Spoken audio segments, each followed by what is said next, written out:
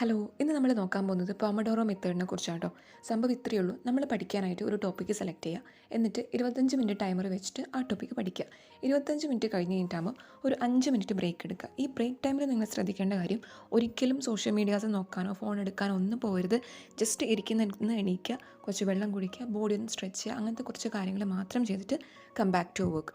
Then ഈ ഒരു 25 മിനിറ്റിൻ്റെ സൈക്കിൾ പിന്നെയും റിപ്പീറ്റ് ചെയ്യുക. ഇങ്ങനെ ഒരു 4 സെഷൻ കംപ്ലീറ്റ് ചെയ്യുമ്പോൾ നിങ്ങൾക്കൊരു ലോങ് ബ്രേക്ക് എടുക്കാം. അപ്പം ഈ ഒരു മെത്തേഡിൻ്റെ ഗുണം എന്ന് വെച്ചിട്ടുണ്ടെങ്കിൽ നമ്മളെ ഹ്യൂമൻ ബ്രെയിനിന് ഫോക്കസ് ചെയ്യാൻ പറ്റുന്ന ഒരു കപ്പാസിറ്റി എന്ന് പറയുന്നത് 20 to 50 മിനിറ്റ് വരെയാണ്.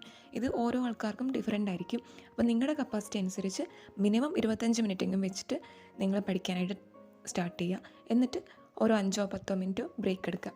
ഓക്കെ, അപ്പം ഇതൊന്ന് ട്രൈ ചെയ്ത് നോക്കുക. ഭയങ്കര എഫക്റ്റീവായിട്ട് നിങ്ങൾ 1 മണിക്കൂറാണെങ്കിൽ 1 മണിക്കൂർ നിങ്ങൾ പഠിക്കുന്ന കാര്യം നിങ്ങളുടെ തലയിൽ നിൽക്കും. ഓക്കെ, അപ്പോൾ ഇതൊന്ന് ട്രൈ ചെയ്ത് നോക്കുക. അപ്പോൾ അത്രയേ ഉള്ളൂ. Tata bye bye.